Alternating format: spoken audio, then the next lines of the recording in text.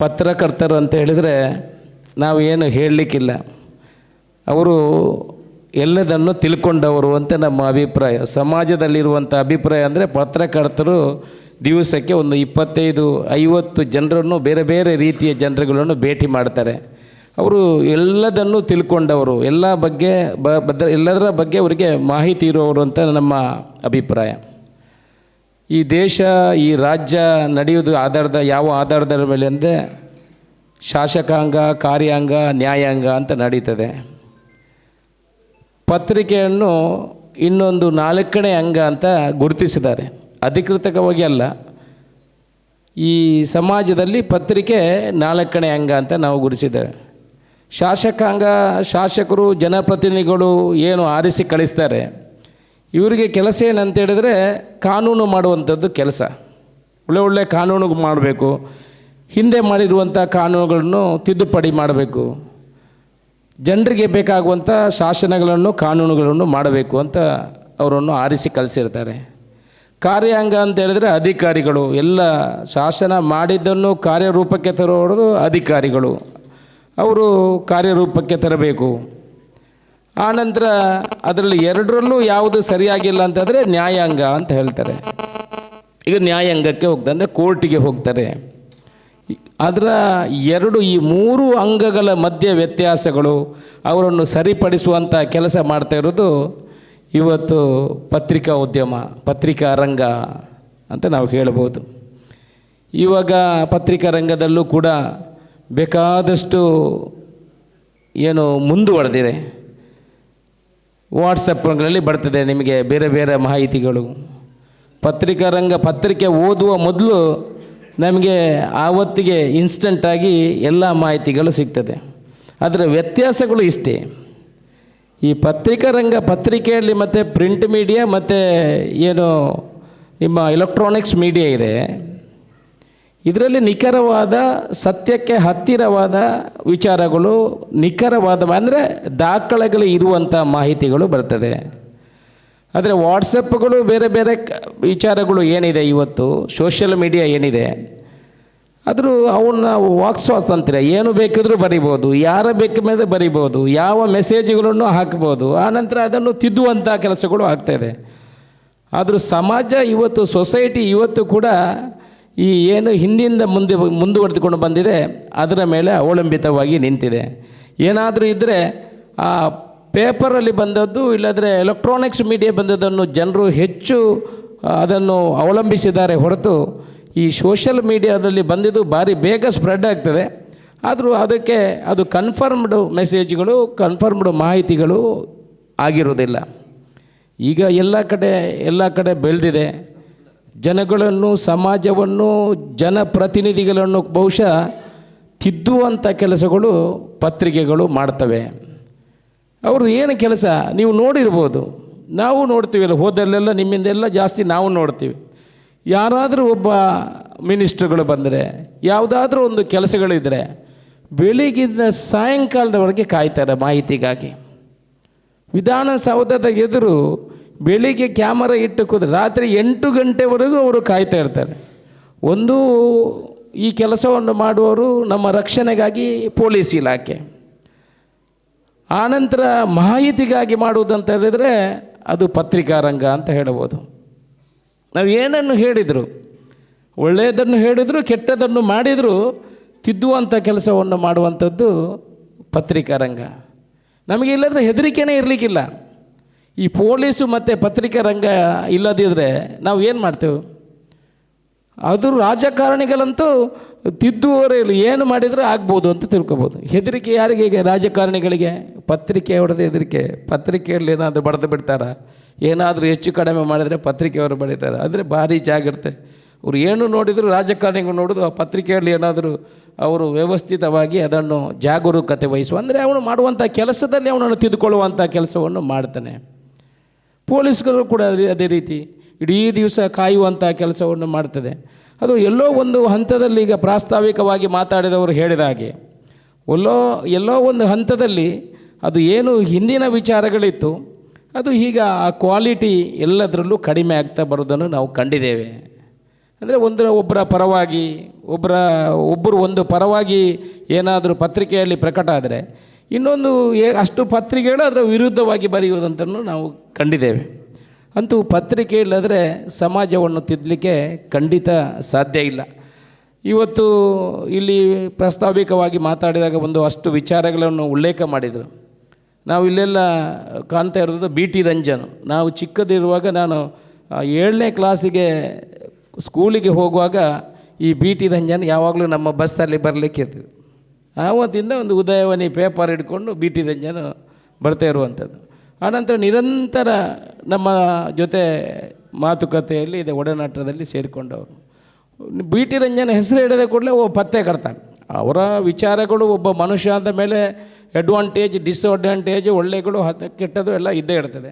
ಆದರೂ B T Ranjan ಹೆಸರು ಹೇಳುವಾಗ ನಾವು ಅವರನ್ನು ನೆನಪಿಸುವಂಥ ಈ ಪತ್ರಿಕಾ ದಿನಾಚರಣೆಯಲ್ಲಿ ಅವರನ್ನು ನೆನಪಿಸುವಂಥ ಅವಶ್ಯಕತೆ ಇದೆ. ಒಳ್ಳೆಯ ಒಬ್ಬ ಪತ್ರಕರ್ತ ಅಂತ ಹೇಳಲಿಕ್ಕೆ ಇಚ್ಛೆಪಡ್ತೇನೆ.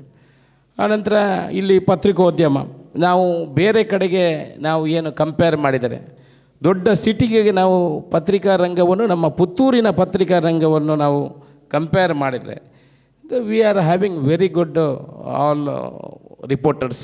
ಎಲ್ಲ ಪತ್ರಿಕಾ ರಂಗ ಇಲ್ಲಿ ಹೆಲ್ದಿಯಾಗಿದೆ. ಒಳ್ಳೆಯ ಒಂದು ಮಾಹಿತಿಗಳನ್ನು ಇಲ್ಲದಿದ್ದರೆ ಅದರಲ್ಲಿ ಯಾವುದೇ ವ್ಯತ್ಯಾಸಗಳನ್ನು ಮಾಡದೆ ಈ ಪತ್ರಿಕಾ ರಂಗ ಪುತ್ತೂರಿನಲ್ಲಿ ಒಳ್ಳೆಯ ರೀತಿಯಲ್ಲಿ ನಡೀತಿದೆ. ಇವತ್ತು ಭ್ರಷ್ಟಾಚಾರದ ಬಗ್ಗೆ ಕಡಿವಾಣ ಹಾಕುವಂಥ ಕೆಲಸ ಯಾರು ಮಾಡಬೇಕಾದೀತು? ರಾಜಕೀಯದವರು ಮಾಡೋದಿಲ್ಲ. ರಾಜಕೀಯದವರು ಮಾಡೋದು ಕಡಿಮೆ. ಭ್ರಷ್ಟಾಚಾರಕ್ಕೆ ಕಡಿವಾಣ ಹಾಕಬೇಕು, ಜನಗಳನ್ನು ತಿದ್ದುವಂಥ ಕೆಲಸ ಆಗಬೇಕು. ಹೇಗೆ ಭ್ರಷ್ಟಾಚಾರವನ್ನು 100ರಲ್ಲಿ 100% ನಿಲ್ಲಿಸಲಿಕ್ಕೆ ಯಾರಿಂದಲೂ ಸಾಧ್ಯ ಇಲ್ಲ.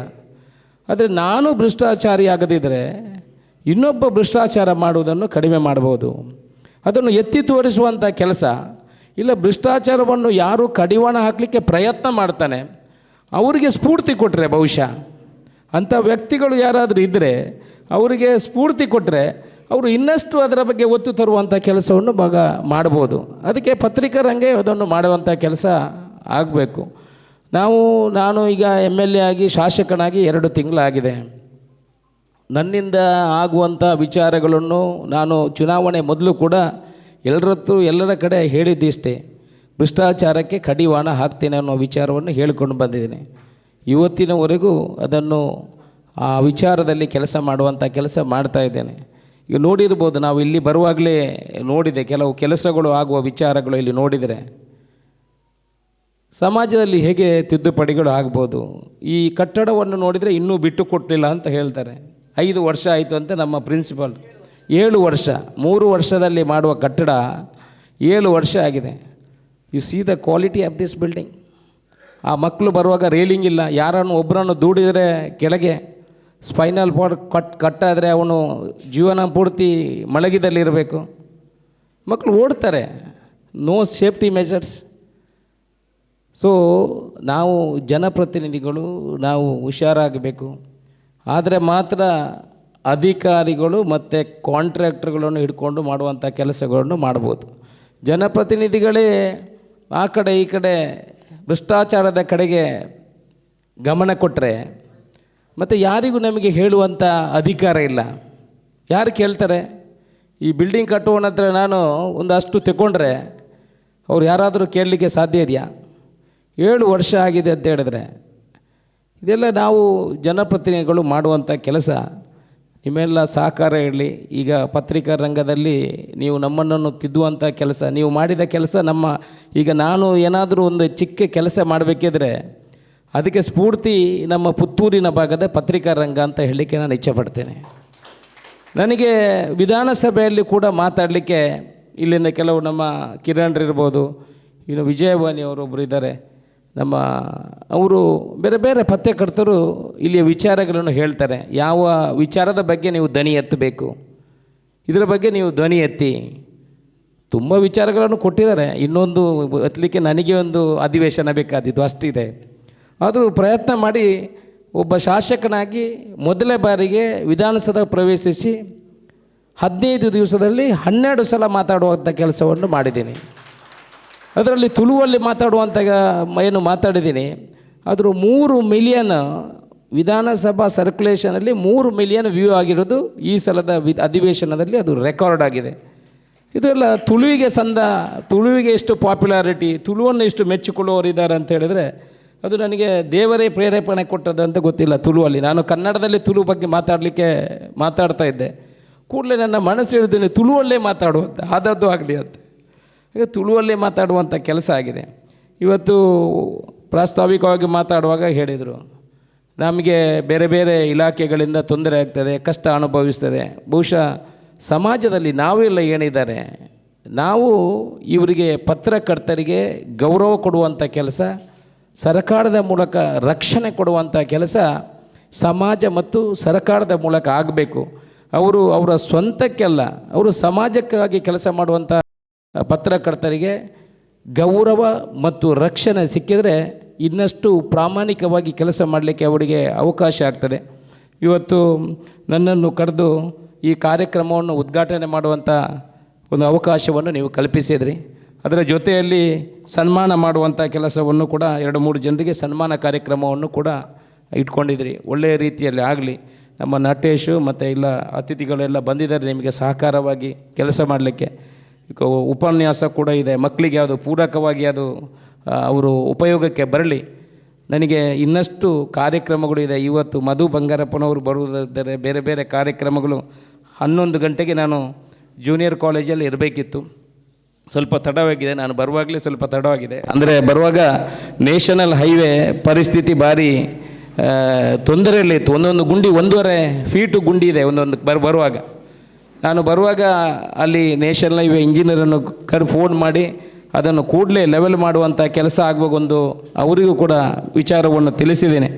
ನಿಮ್ಮೆಲ್ಲ ಸಹಕಾರ ಮುಂದಿನ ದಿವಸ ನನಗೆ ಇರಲಿ, ನಿಮ್ಮ ಮಾರ್ಗದರ್ಶನ ಕೂಡ ಮತ್ತು ಮಾಹಿತಿಗಳನ್ನು ಹಂಚಿಕೊಳ್ಳುವಂಥ ಕೆಲಸ ಆಗಲಿ ಅನ್ನೋ ವಿಚಾರವನ್ನು ಹೇಳುತ್ತಾ ಅವಕಾಶಕ್ಕೆ ವಂದನೆಗಳೊಂದಿಗೆ ನನ್ನ ಮಾತನ್ನು ಮುಗಿಸ್ತೀನಿ. ಜೈ ಹಿಂದ್. ನಿಮ್ಮ ಕನಸಿನ ಗೃಹ ಇನ್ನಷ್ಟು ಅಲಂಕಾರವಾಗಿಸಲು ನೂತನ ಡಿಸೈನ್ಗಳುಳ್ಳ ಫರ್ನಿಚರ್ಗಳು ಈಗ ಫ್ಯಾಕ್ಟರಿ ಬೆಲೆಯಲ್ಲಿ. ಡಿಜೆ ಫರ್ನಿಚರ್ ಫ್ಯಾಕ್ಟರಿ ಔಟ್ಲೆಟ್ ಈಗ ಪುತ್ತೂರಿನಲ್ಲಿ ಪ್ರವರ್ತನೆ ಆರಂಭಗೊಂಡಿದೆ.